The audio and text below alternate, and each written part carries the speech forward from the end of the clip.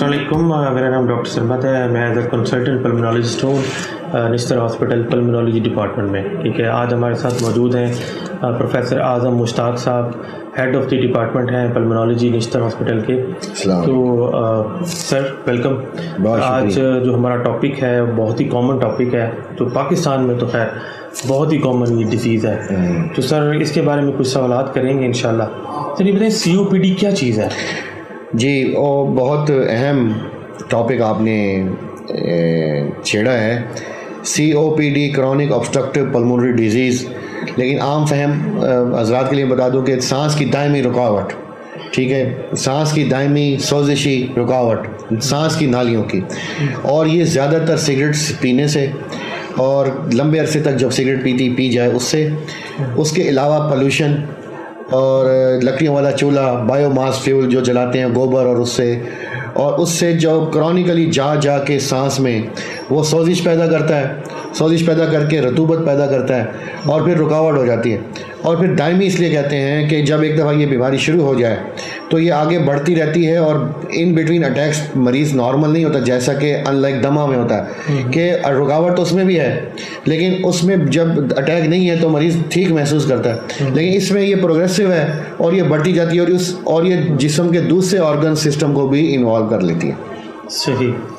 Sir हमारे पास patients आते हैं कि हमने तो सिर्फ 10 साल सिगरेट पी, हमने 15 साल सिगरेट पी, तो सर कोई ख़ास अमाउंट और क्वांटिटी है कि इसके बाद हम कहें कि चांसेस बढ़ जाते हैं COPD के? जी देखें, इसमें ना हम एक तो ये कि ये थोड़ी सी ना, कुछ लोग ये भी कहते हैं, मैं आपको इजाफा भी कर दूं कि हम तो 40 साल से पी रहे हैं, हमें तो नहीं हुई, तो दूसरे को कैसे हो गई। और तो इसमें अपने अपने हालात, जेनेटिक प्रीडिस्पोजिशन, उस बंदे की अपनी अंदर की कैफियत वो भी असर डालती हैं। देखें, किसी को तो 20 साल में भी डेवलप कम होती है या नहीं होती, और किसी को 10 साल में भी हो जाती है।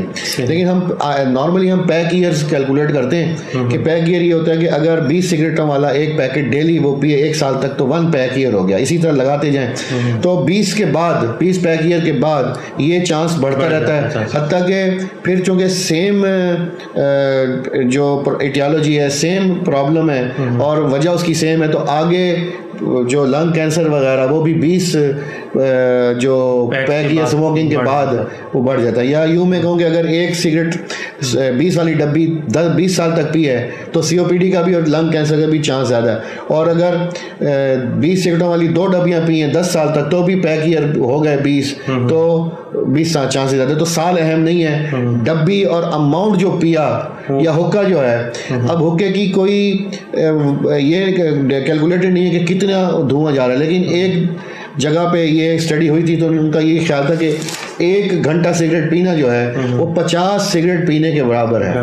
हुक्का पीना? जी, हुक्का पीना, हुक्का 50 सिगरेट, 1 घंटा हुक्का 50 सिगरेट पीने के बराबर है। ठीक है, तो उस हिसाब से फिर हुक्के का तो कैलकुलेट कर लें, 1.5 साल में ही 2 साल बाद ही COPD का एलिमेंट शुरू होने का चांसेस हैं। सही। अच्छा सर, ये हमारे पास स्पेशली पठान पेशेंट्स वगैरह भी आते हैं दूर के, सर नस्वार, बीड़ा एडिक्ट, सर इनसे भी क्या COPD की?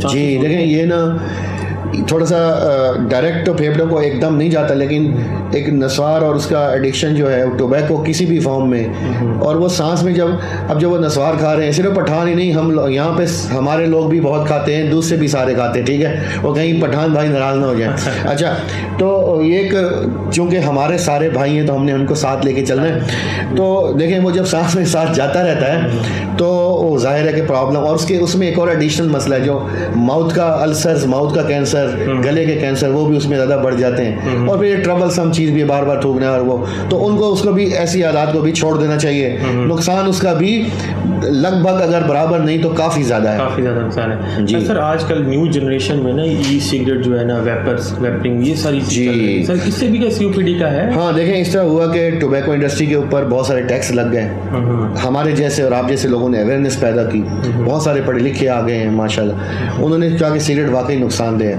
हुक्के का पहले से अंदाज़ा था, लेकिन कुछ लोगों का ख्याल था कि पानी में से होके आता है, तो ये भी सुन लेंगे, हुक्का पानी में से होके नहीं आता, अगर पानी में से होके आए तो पानी मुंह में आना चाहिए, ठीक है, तो वो कहते हैं कि ठंडा हो जाता है, ये वो ऐसा नहीं है, नुकसानदेह है पूरा। इसी तरह जब अवेयरनेस हुई तो लोगों ने स्मोकिंग कर दी कम, उसके बाद टोबैको इंडस्ट्री ने भी तो सर्वाइव करना था, उन्होंने दोबारा री अटैक किया in the form of e cigarette, flavoured cigarette, शीशा, हुक्का, वेप्स, ठीक है, ये सारे वाइस जो हैं आप बता रहे हैं। इनकी वजह से अब आप देखें कि जब जो बंदा इलेक्ट्रॉनिक सिगरेट पी रहा तो कितना ज़्यादा धुआं बाहर होता है, तो एक पैसिव स्मोकिंग भी बहुत ज़्यादा है, और ई सिगरेट भी जो है पहले आए थे कि शायद छुड़ाने में मददगार हों, लेकिन देखने में यह है कि ना उन्होंने छुड़वाया, बल्कि एक वो सिगरेट भी चल रही है हुक्का, और ये अलग से लग गई एडिक्शन। तो ये इक्वली डेंजरस हैं और इनको अडॉप्ट नहीं करना चाहिए छोड़ने के लिए। छोड़ने के मुख्तलिफ तरीके हैं, वो आप हम रब्ता करें तो हम बता सकते हैं। कुछ च्युइंगम्स हैं, कोई और तरीके हैं, कुछ मेडिसिन है जिसकी वजह से सिगरेट आपको पीने की